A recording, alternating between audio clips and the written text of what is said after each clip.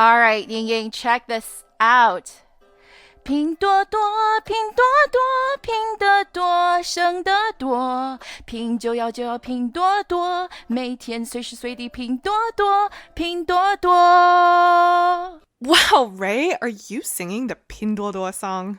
Yes. Apparently, lots of mothers and kids in China love this song. It's catchy, huh?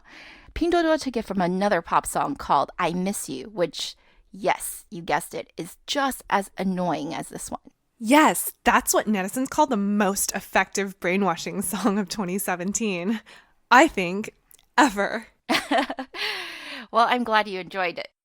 Our loyal listeners will know that we actually covered Pinduoduo way back in episode 2, when the buzz around this company, at least in English, wasn't the crescendo it is today. It was over 3 months ago, actually, in late April. But by then, there was already a lot of speculation that Pinduoduo was going to try to go public based on a blockbuster 2017. Not just a blockbuster 2017, but a phenomenal Q1 2018. Last quarter, it grew revenues more than 37 times year on year. Do you know what that means? Let me take out my handy Excel spreadsheet here. It means that that's the same rate of growth if you were doubling your top line every 2.5 months. No, 2 months and 10 days. That's growth every startup dreams of. But Pinduoduo was one of the few who did it.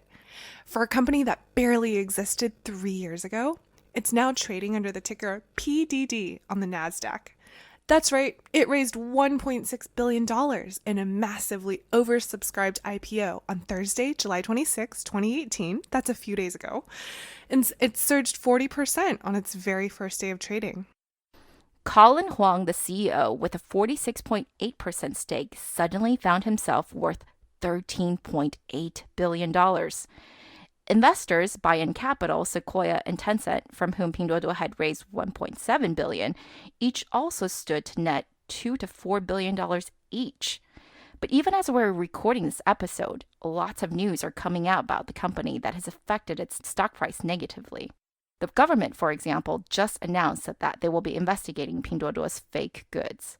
At one point this week, it was barely hovering above its IPO price of $19. What are the challenges? Lots have been said about its success, but we're here to tell you the whole story. Afterwards, as always, please tweet at us at TechBuzz China to tell us what you think.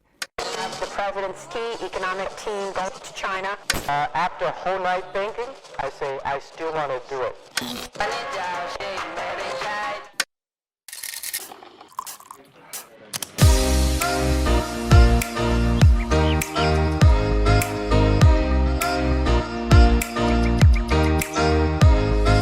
Hi everyone, we're TechBuzz China by Pandaily, powered by the Sinica Podcast Network. We're a new weekly podcast focused on giving you a peek into what's buzzing within the tech community in China. We uncover and contextualize unique insights, perspectives, and takeaways on headline tech news that don't always make it into English language coverage, so you can be smarter about the world of China tech. TechBuzz China is a part of Pandaily.com, a new English language site that tells you everything about China's innovation. I'm one of your 2 co-hosts, Ying-Ying Liu. And I'm your other co-host, Ray Ma. Shout out to some of our listeners, Natalie Beyer, Elliot Zogman, Mohammed Fareed, Mike Bai, and to all those who continue to give us constructive feedback. If you enjoy listening to us, please take the time to leave us a rating or review wherever you find this podcast.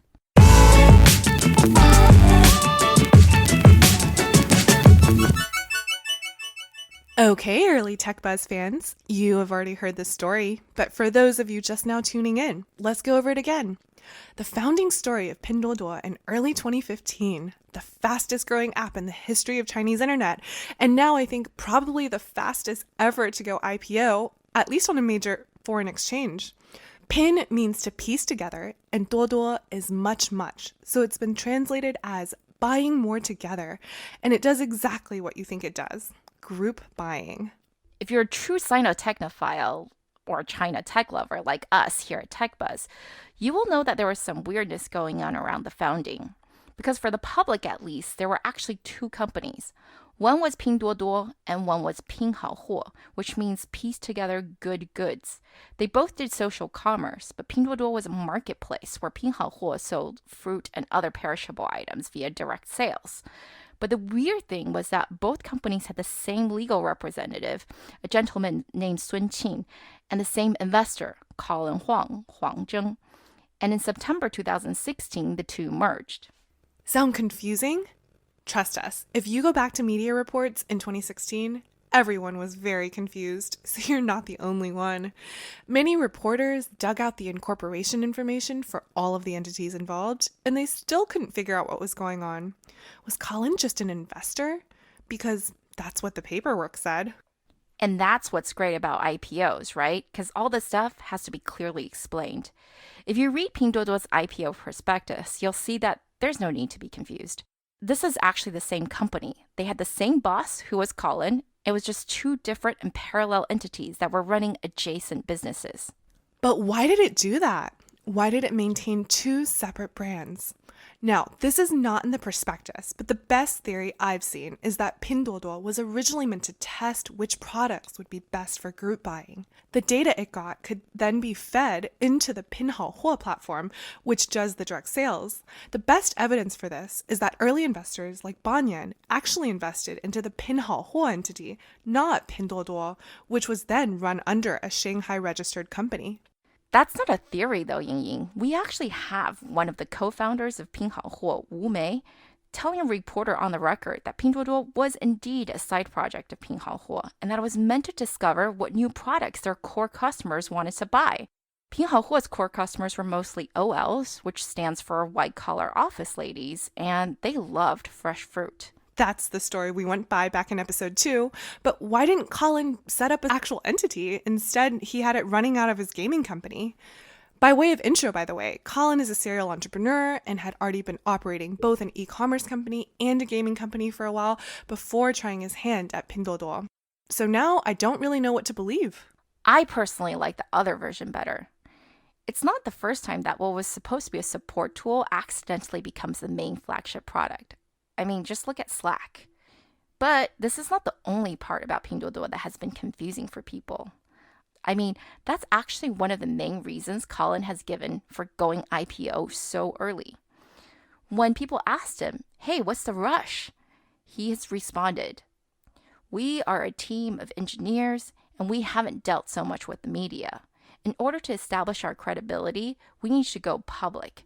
Going public allows us to immediately become more transparent. He's not wrong there. The prospectus doesn't give us the history, but from a business perspective, they were just two different business units, and eventually one of them, Pinduoduo, won out. Pinhaohuo actually ceased operations in the first quarter of 2017. You can see this pretty clearly in the financials.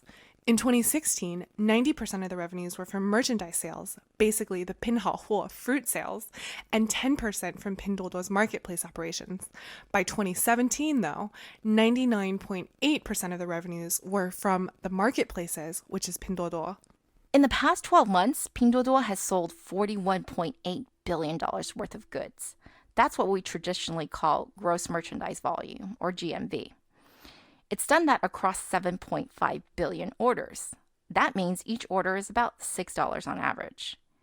Pinduoduo now has 344 million active buyers and over 1 million merchants on its platform. As everyone's fond of comparing, that's more users than JD's 302 million, but still behind Alibaba's 552 million. I think those are silly comparisons. JD and Alibaba have been around well over a decade. JD in particular has such a different business model. They started off as an e-tailer, not a marketplace. And plus, Pinduoduo is, as Colin is fond of saying, just a 3-year-old child compared to these mature companies. Hey, I'm with you, Ying-Ying, but we're in the minority here, unfortunately. It's too bad because, I don't really see how Pinduoduo is at all comparable to either company. It's also not at all like VIP Shop, which, by the way, is another company it's always getting compared to. VIP Shop, for those of you who don't know, sells discount clothing to Chinese people. You forgot Costco and Disneyland, which is what Pinduoduo put in its own prospectus, that it was a combination of the well-known U.S. discount retailer Costco and one of the most successful entertainment properties in the world, Disneyland. Okay, I gotta give Colin points for creativity, but that is simply ridiculous. Ying-Ying, please do our listeners a favor here and explain what exactly this love child of Costco and Disneyland actually does. I mean, does it have dancing hot dogs?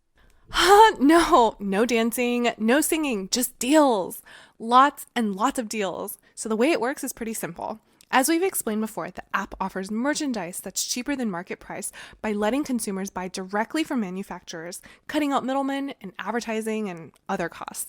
They also add some gaming elements to the shopping experience by giving out coupons and rewards. And if a shopper recruits friends to join them in an eligible purchase, then the entire group gets a discount. Oftentimes, you actually only need to recruit one other person. Our friend Zara Zhang at GGV did a great walkthrough on YouTube. Go check it out. Yeah, they also did a helpful PowerPoint on the company, which we recommend you to take a look at as well. But basically, it does exactly what Ying just told you. But it claims to do this in a way that's entertaining. Colin has said that Pinduoduo is Toutiao meets e-commerce. The first sentence in its prospectus says, Pinduoduo dedicates itself to being a place where users can find the most value for money merchandise that meet their different needs and derive happiness. Well, there's plenty of people who believe that shopping brings you happiness. Really though? Does buying 8 packs of 300 sheet facial tissues for $1.40 make you happy? Because that's what's being sold on Pinduoduo. When I think of shopping, I think of Carrie Bradshaw walking down the streets of New York in Sex and the City. I don't think of facial tissue. Well, what if there were hundreds of other people looking at the same facial tissue as you are, ready to buy with you? Okay, that's even weirder. Why would I want to know that? But some people do. That's why Pinduoduo has been successful. They're not targeting you, right? Or me, or probably most people we know. They're targeting people who will probably never go to New York, but do need facial tissue, and they'd rather get a great deal on it in a gamified format, knowing that many others are doing the same thing as them at the same time. Okay, so you're telling me that for people for whom Fifth Ave is out of reach, they'd rather be in this giant virtual flea market. But who are these people? I have had a full WeChat contact list for a while. That's 5,000 people. And I'm in hundreds of group chats. Not a single time have I been invited to join a Pinduoduo group buy. Nope. That's because most of your friends are not third and fourth tier city residents whose average monthly disposable income is only about $160 or so. That's also why Pinduoduo is often referred to as e-commerce for those outside the fifth ring, 五环外的第一电商. For those who are unfamiliar, the higher the number, the further away you are from city center. So if you're living outside the fifth ring, that means you're poor. Okay, so we were talking about Pinduoduo's users, who are, to put it nicely, not China's economic elite. They're also 70% female and mostly between 25 and 35 years old. That's prime Taobao demographic, which is why one of the headlines at Pandaily in April was, Alibaba's worst nightmare, Pinduoduo. But is it? Has it built itself an insurmountable lead? Is their model of group buying, or as they like to say, team purchases, so disruptive that it's undisruptable? Well, no. The group buying function is actually pretty easy to copy. While it's true that Pinduoduo has so far been extremely successful on WeChat, WeChat doesn't really provide it with any protective moats. I mean, other players, including longtime ally JD, can do the exact same thing. And in fact, they've already started to do so. JD actually started their group buying product back in 2016, but only really started to push it this year, probably after seeing the success of Pinduoduo. Taobao 特价版, or Taobao Special Deals, was launched in March. The thing is, with JD Pingo, you get the same service levels with these discounted items as those on its main site. That means very fast logistics, 99 RMB free shipping, and 7-day exchanges and returns. How cheap can these products be then? Between the big e-commerce players, JD's always been known as the premium shopping experience. Them and Tmall. JD's average order size is 400 RMB. That's 12 times the size of Pinduoduo's. That's exactly right, Ray. The prices are cheaper, but it's not that much cheaper. This is because JD supposedly still needs to approve of the quality, unlike on Pinduoduo, whose 1.7 million vendors decide what they want to sell and at what price. Apparently, in order to drive volume, merchants will sometimes decide on some ridiculous prices, such as the wristwatch recommended to me for $1. Yes, $1, then find a manufacturer that can make it for the price that they demand. Or maybe they are that very watch manufacturer, they have some excess capacity and want to sell directly to consumers.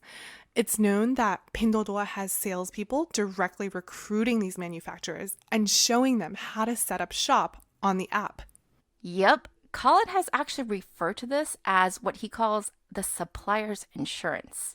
Meaning, if suppliers are already assured of the demand, then of course they can give the consumers a better deal. I mean, they removed all that uncertainty and also all the need for the middlemen, right? Frankly, though, he makes it sound a little bit like crowdfunding.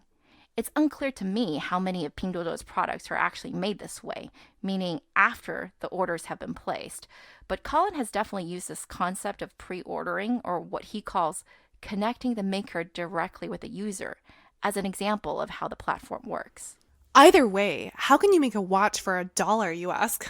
Well, it's easy. Simply modify the item until it doesn't lose you money. Like in the case of this wristwatch, you can see quite a few angry reviews below that the watch face is much smaller than that of a normal watch. That will definitely save you as a supplier on costs. What are people expecting for a $1 watch? The fact that it even works is mind-boggling. If you go through Pinduoduo's inventory, you really do start to have appreciation for the creativity of the Chinese people. I mean, you'll see phone cases for 40 cents, shoes for $1.35. As they say in China these days about Pinduoduo merchants, 只有你想不到，没有他做不到, which I'll roughly translate as, you're only limited by your imagination, not by what they can make.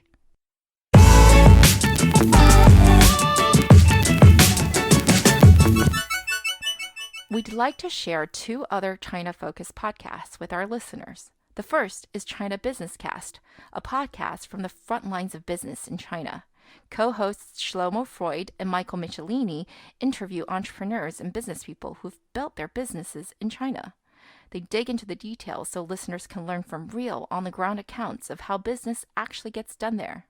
The second is The Harbinger, a Q&A podcast with China's top VCs and tech company founders hosted by Adam Bao. Both of these podcast guys have great content that really complement what we produce here every week. We encourage you to check them out by searching wherever you get your podcasts.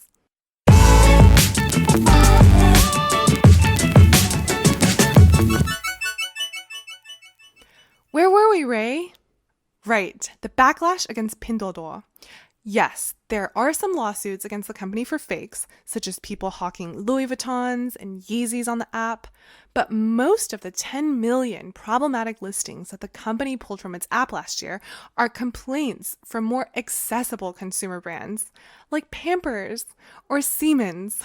Pinduoduo merchants are known for selling shanzhai goods, Pampero diapers with suspiciously similar packaging as Pampers, or Siemens Electronics, but spelled with an extra vowel or two and selling for about 1/10 of the price. Indeed, most of the shanzhai goods aren't going after high-end brands. They're hurting brands like Chuangwei or Skyworth. Skyworth is a sort of mid-market electronics brand in China.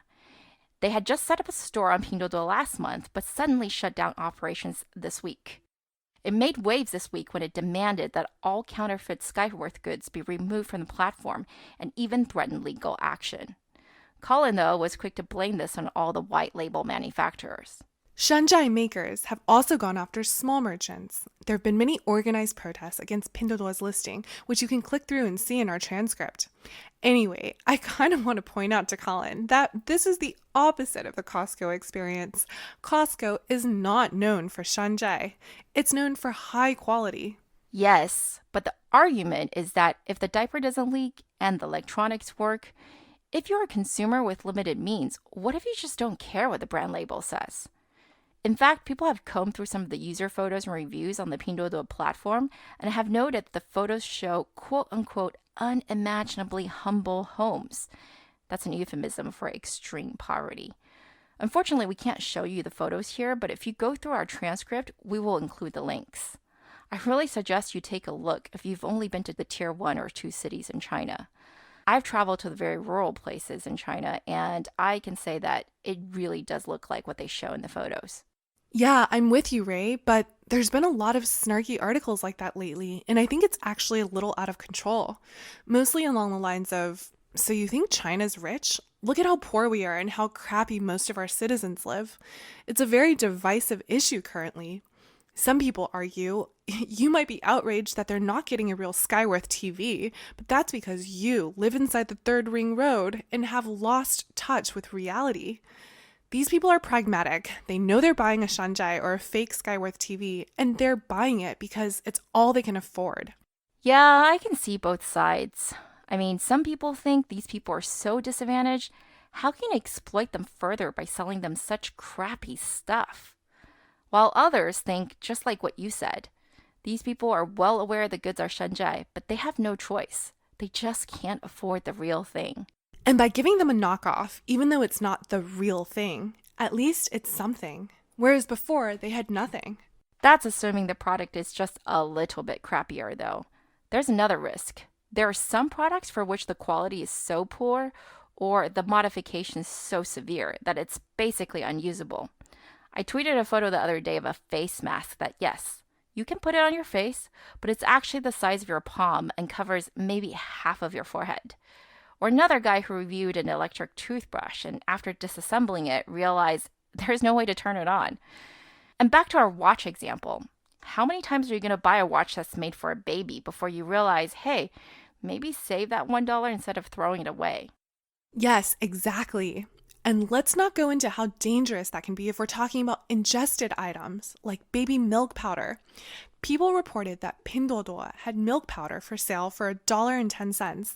The headline since been cleared up as simply misleading advertising, but it touched so many nerves because there was a big scandal that killed babies a decade ago, and so people are extra sensitive about that stuff. And while misleading advertising is against Pinduoduo's rules, does it really have that much incentive to enforce it super strictly? Not really. It makes 70% of its revenue off of marketing services or fees from the vendors, and most of the rest in the form of commissions, which are just 0.6%. In other words, yes, GMV is great, but what Pinduoduo really cares about the most is vendors paying for advertising. Yeah, if there are too many fake goods and consumers start leaving the platform in droves, it's true there will be no sellers either and no more revenue. But you have to wonder just how much Pinduoduo actually cares about the user experience when even today, after it's already IPO'd, there's no way to leave a star rating on either the product or the vendor. If you scroll through the app, there are plenty of angry comments, but they're pretty well hidden from view. You have to click through a bunch of times to even see them. Anyway, all you can see is actually the number of transactions. That's not the only complaint, though. Nope, that's the bulk of it. But yeah, there's plenty of other complaints. Sometimes the goods don't even arrive. And in the beginning, Pinduoduo's product experience was so poor, you couldn't even report that you hadn't received the item. And sometimes customers received a notice that their item was delivered and signed for when they never even saw it. Now, I don't know where things went wrong, if the merchant was just committing fraud through and through, but the issue for the customer is that it's a lot of hassle to file a complaint when, by the way, the average order is just $6 to begin with. But what do you expect out of a giant flea market? Except this is a giant flea market where you don't bargain on the price by yourself. You bring a whole gang of friends to do it with you. Ah, you're talking about their 砍价 or price slice function. I didn't see that covered much in English. It's actually since been copied, though, by other merchants like C-Trip. I just helped my friend Jamie hack down her hotel price. I'll explain it for readers who don't know, but basically, some deals on Pinduoduo can be discounted to free if you invite enough friends to cut the price for you. Literally, they get an invite from you, and you click it and agree to slash the price by a randomly generated amount, and your friend gets the new discounted price. You can see who else has also helped in this slashing, and you feel good about helping your friend save money. Plus, all you had to do was click. Well, all you have to do is register, you mean, because this is really Pinduoduo's way of getting your info. In WeChat, if you get such a link, this usually means that you have now just authorized their mini program. Otherwise, you can't do any slashing. I study psychology and I think this is just ingenious. Most people think you have to give your friends some free money or credits like PayPal did way back in the day to get them to sign up. Little do they know, it actually works equally well, or it may be even better to just ask them to help you instead. That's because we're creatures of social obligation, and it's very hard to say no to your friend. I mean, am I really going to say, "No, Ying-Ying, I refuse to click on this link and help you save money"? Although you may not be saving me very much money, Ray. Apparently, the way Pinduoduo makes sure they don't lose too much money is by first marking up the price. So that $5 item you want is now $25. Your first friend easily cuts the price down to $20, so you start thinking, I can just invite 4 more friends and I'll get this for free. But not so fast. You'll find that the slashes go down exponentially. Your next friend's gonna do probably $3 of damage, then $1, and soon you're looking at like 2 cents per friend. Yeah, most people give up before getting to free. Probably actually before they even get to the real market price of that item. Exactly. It's not a real deal. It's a game. But there's another gamification trick they're known for too, right? Yeah, the lottery function. Pinduoduo has these special deals where you might need a few dozen, say 39 other friends to join you in a 40-person Groupon for a super great deal. We're talking about like maybe winning some AirPods. All of you have to pay a 5 RMB deposit for a chance to win this great item. If you don't get to 40 people, you don't enter the drawing and you get your money back. If you do get to 40, you enter the drawing. If you win, then you get the item for just 5 RMB. If not, you get your money back and maybe even some credit to spend in the app. What a deal, right? You're thinking? You lose nothing and you get a shot at this amazing prize. Does that sound too good to be true? Indeed. Obviously, there's a trick here because Colin Huang did not become a multi-billionaire by squandering his VC funding. This is actually a highly efficient way to acquire customers because in order to be in the drawing, you need to pay that deposit, which means you need to enter your payment information and mailing address. Bingo! Pinduoduo now has everything it needs from you, and not only did you give it up willingly, but you got 39 of your other friends to do so too. Thank you, loyal customer. That doesn't remind me of Disneyland, nor does it fit Colin's narrative that the company's advanced AI tech is what's driving all the user growth. Anyway, going back to these raffles, there's a story here. Colin didn't actually go to the NASDAQ bell ringing in New York himself. He sent instead one of these lucky customers who won an iPhone for 1 cent in one of these drawings. Let's talk about that. He made huge headlines in China for not going to the bell ringing and holding a remote ceremony in Shanghai instead. Yup, he was teased for trying to copy Bezos, who didn't show up for the anniversary bell ringing of Amazon a few years ago. Although he denied that, Colin did channel Bezos a lot when he kept on saying that going public was really not that important, that this is just the first step of many for Pinduoduo. Honestly, as much as we've been kind of trashing his product, Colin comes off like a nice guy. He was basically like, yeah, all these bell ringing ceremonies, they're silly. If someone really wants me there, they can just Photoshop me in. I think what's more telling of his character, though, is his decision not to increase the IPO offering price. Because when it was oversubscribed by 13 times, he actually had the opportunity to increase the price by 20%. But he says he decided not to because it wasn't the right thing to do. Yeah, Colin is all about bun fun, the concept of doing the right thing and the honest thing. It's even written to the beginning of the prospectus. We may not always be understood, but we always do things out of goodwill and do no evil. He has acknowledged that he pulled it straight out of Google's motto, do no evil. Google was where Colin worked after he got a master's at Wisconsin-Madison in the US, and he has always referred to how much he was struck by the company's values.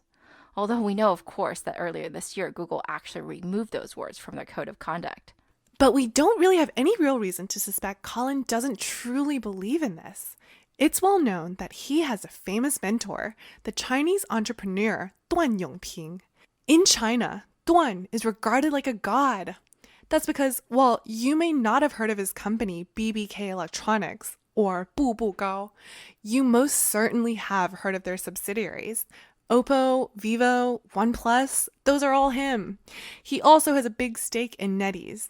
And in fact, supposedly it's NetEase's Ding Lei who introduced Colin to Duan. Maybe because both of them went to the prestigious Zhejiang University.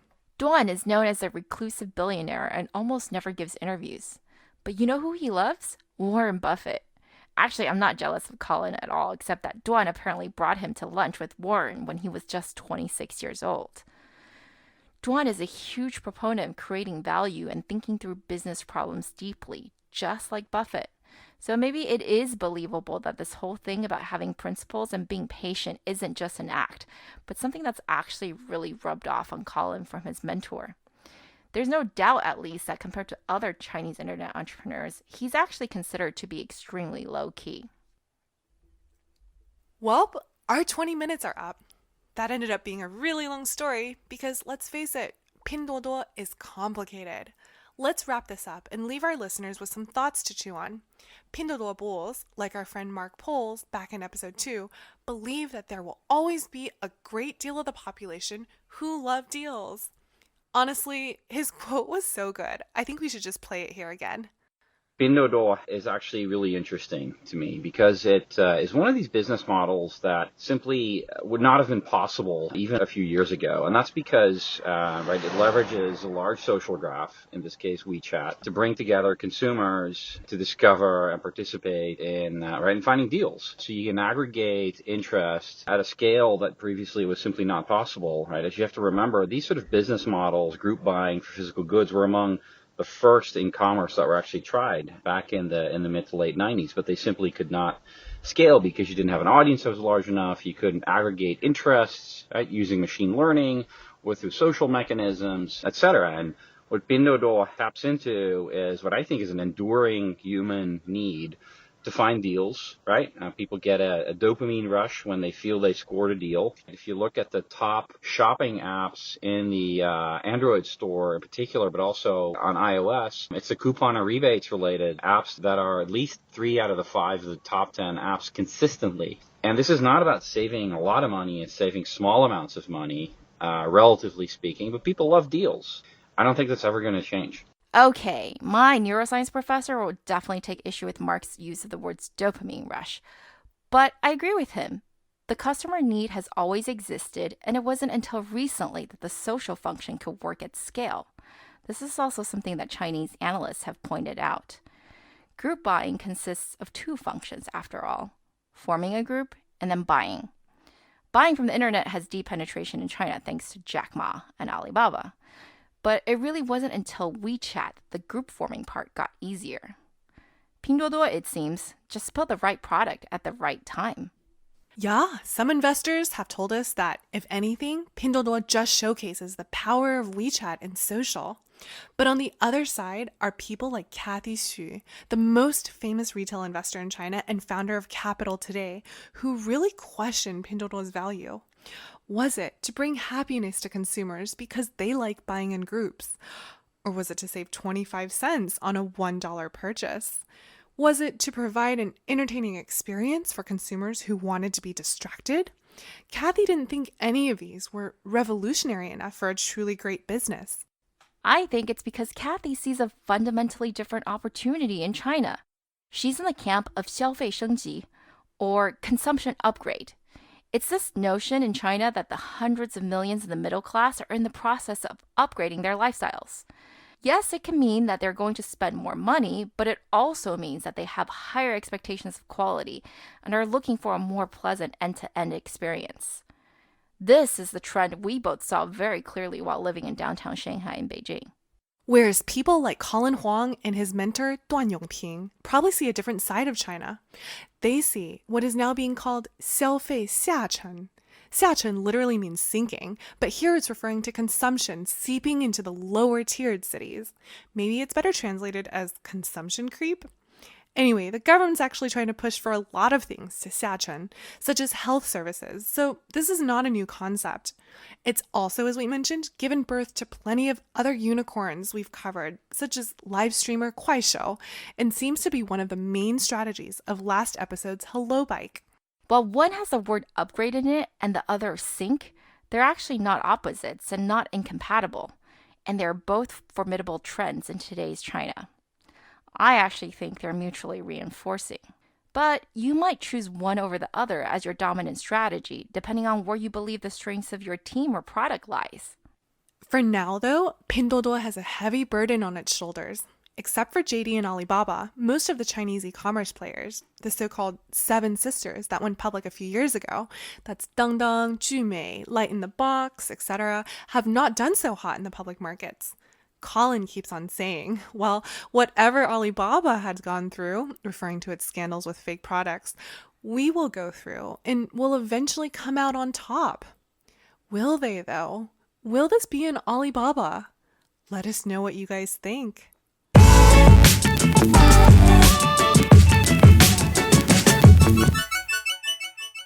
We'd like to give a shout out to our partners at SEP China. In addition to our podcast here with Pandaily, they publish the excellent Sinica podcast, a weekly discussion of current affairs on China with journalists, writers, academics, policymakers, and business people. So while we only focus on tech, they really give you the entire overview. Go check them out.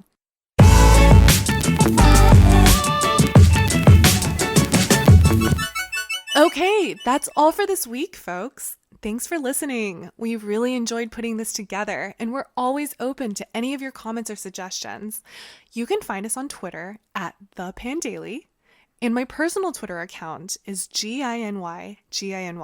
And my Twitter is spelled RUIMA. We'll be back here same time next week. TechBuzz China by Pandaily is powered by the Sinica Podcast Network. Pandaily.com is a new English language site that tells you everything about China's innovation. Our producers are Carol Yin and Kaiser Kuo. Our interns are Scott Du and Menglu Wang.